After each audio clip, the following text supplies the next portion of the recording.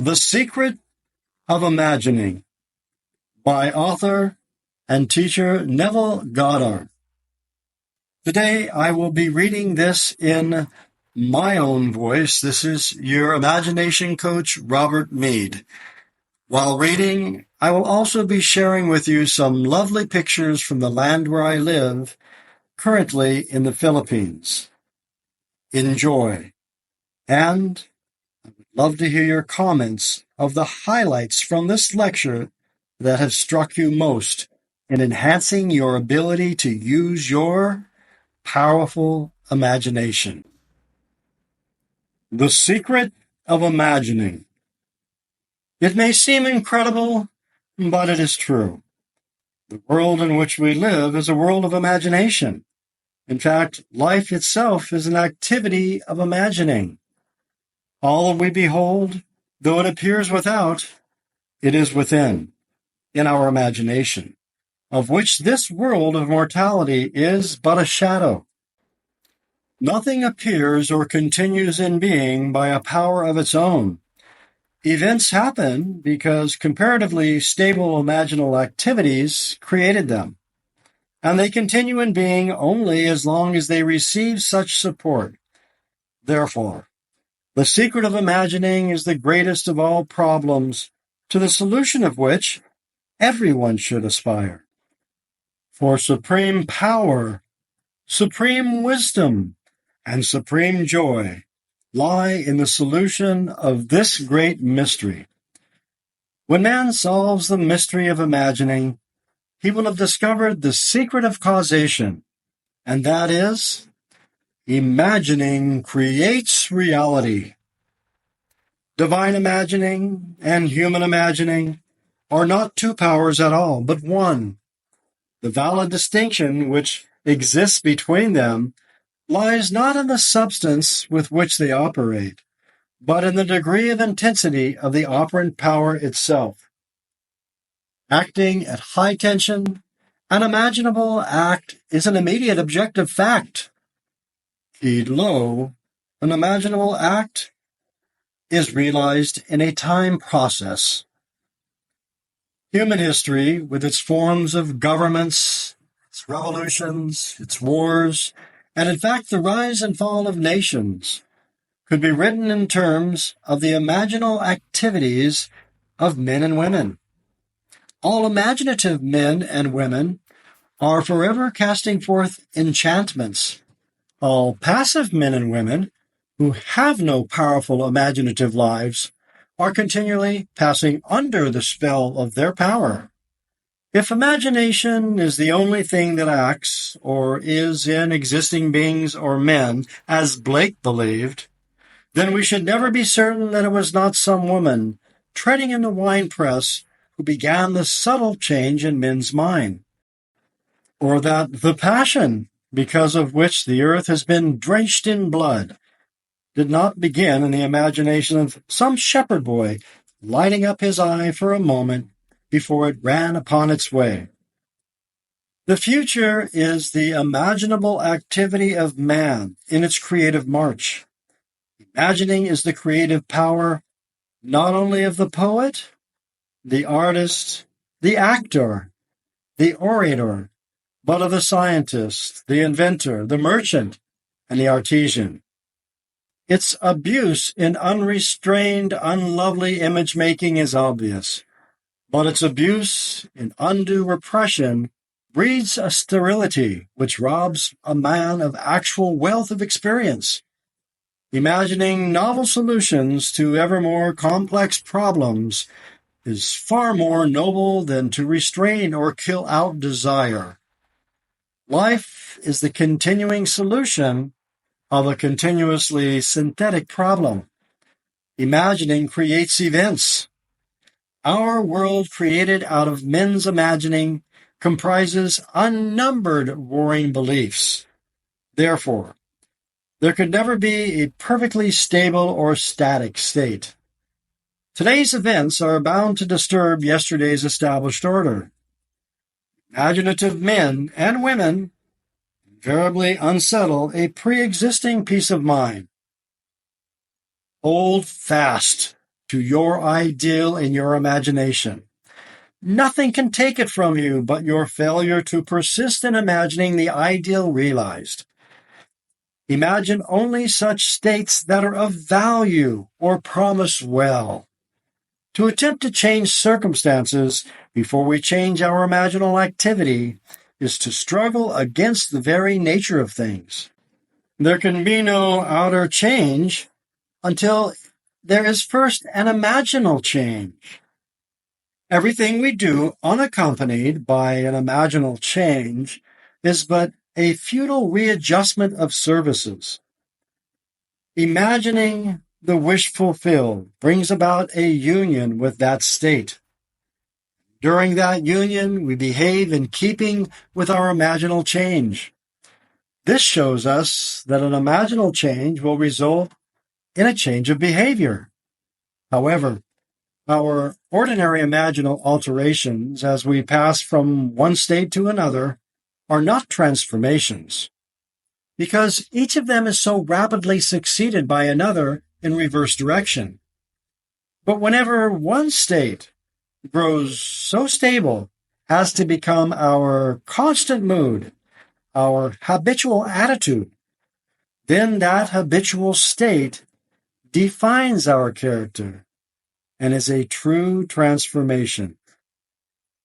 Now let me call your attention to the design on the cover of this record.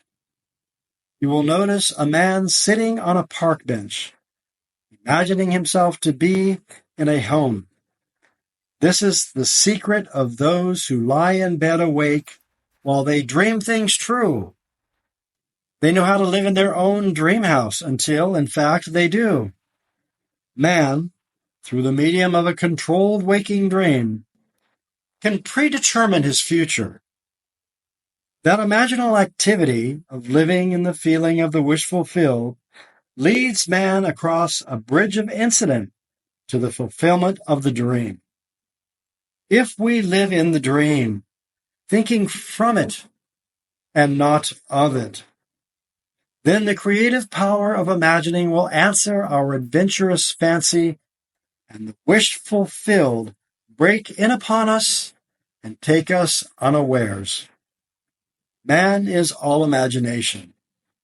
Therefore, man must be where he is in imagination, for his imagination is himself.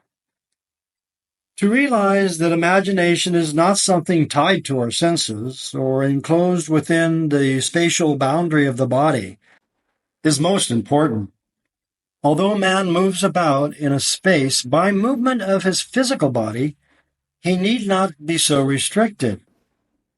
He can move by a change in what he's aware of. However real the scene on which sight rests, man can gaze on one never before witnessed. He can always remove the mountain if he upsets his concept of what life ought to be. This ability to mentally move from things as they are to things as they ought to be is one of the most important discoveries that man can make.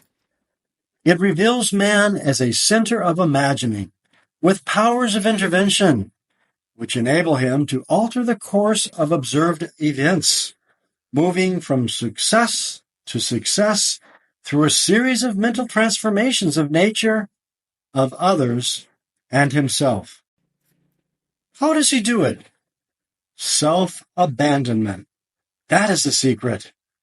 He has to abandon himself mentally to his wish fulfilled in his love for that state, and in so doing, live in the new state and no more in the old state. Now, we can't commit ourselves to what we do not love. So the secret of self-commission is faith plus love. Faith is believing in what is incredible. We commit ourselves to the feeling of the wish fulfilled in faith that this act of self-commission will become a reality. And it will, because imagining creates reality. Imagination is both conservative and transformative. It is conservative when it builds its world from images supplied by memory and the evidence of the senses. It is creatively transformative when it imagines things as they ought to be, building its world out of the generous dreams of fancy. In the procession of images, the ones that take precedence, naturally, are those of the senses. Nevertheless, a present sense impression is only an image. It does not differ in nature from a memory image or the image of a wish. What makes a present sense impression so objectively real is the individual's imagination functioning in it and thinking from it. Whereas in a memory image or wish, the individual's imagination is not functioning in it or thinking from it, but is functioning out of it and thinking of it. If the individual would enter into the image in his imagination, as the design on the cover of this record suggests, then he would know what it is to be creatively transformative. Then would he realize his wish, and then he would be happy. Every image can be embodied, but unless a man himself enters the image and thinks from it, it is incapable of birth. Therefore, it is the height of folly to expect the wish to be realized by the mere passage of time. That which requires imaginative occupancy to produce its effect obviously cannot be effected without such occupancy. We cannot be in one image and not suffer the consequences of not being in another. Imagination is spiritual sensation. Enter the image of the wish fulfilled, then give it sensory vividness and tones of reality by mentally acting as you would act, were it a physical fact. Now, this is what I mean by spiritual sensation. Imagine that you are holding a rose in your hand. Smell it. Do you detect the odor of roses? If the rose is not here, why is its fragrance in the air? Through spiritual sensation, that is, through imaginal sight, sound, scent, taste, and touch, man can give the image sensory vividness. If he does, all things will conspire to aid his harvesting. And on reflection, he will see how subtle were the threads that led to his goal. He could never have devised the means which his imaginal activity used to fulfill itself. If man longs to escape from his present sense fixation to transform his present life into a dream of what might well be, he has but to imagine that he's already what he wants to be, and then feel the way he would expect to feel under such circumstances. Let him, like the make-believe of a child who is remaking the world after its own heart, create his world out of pure dreams of fancy. Let him mentally enter into his dream. Let him mentally do what he would actually do, were it physically true. He will discover that dreams are realized not by the rich, but by the imaginative. Nothing stands between man and the fulfillment of his dream but facts, and facts are the creations of imagining. If man changes his imagining, he will change the facts. Man and his past are one continuous structure. This structure contains all of the facts which have been conserved and still operate below the threshold of his surface mind. For him, it is merely history. For him, it seems unalterable, a dead and firmly fixed past. But for itself, it is living. It is part of the living age. We cannot leave behind us the mistakes of our past, for nothing disappears. Everything that has been is still in existence. The past still exists, and it gives and still gives its results. Man must go back in memory, seek for and destroy the causes of evil, however far back they lie. This going into the past and replaying a scene of the past in imagination as it ought to have been played the first time, I call revision, and revision results in repeal. Changing our lives means changing the past. The causes of the present evil are the unrevised scenes of the past. The past and the present form the whole structure of man. It is carrying all of its contents with it. Any alteration of content will result in an alteration in the present and future. Live nobly, so that mind can store a past well worthy of recall. Should you fail to do so, remember, the first act of correction or cure is always revise. If the past is recreated into the present, so will the revised past be recreated into the present. Or else the promise that, though your sins are like scarlet, they shall be as white as snow, is a lie. The question may arise as to how, by representing others to ourselves as better than they really are, or mentally rewriting a letter to make it conform to our wish, or by revising the scene of an accident, the interview with the employer, and so on, could change what seems to be unalterable facts of the past. But remember my claims for imagining. Imagining creates reality. What it makes, it can unmake.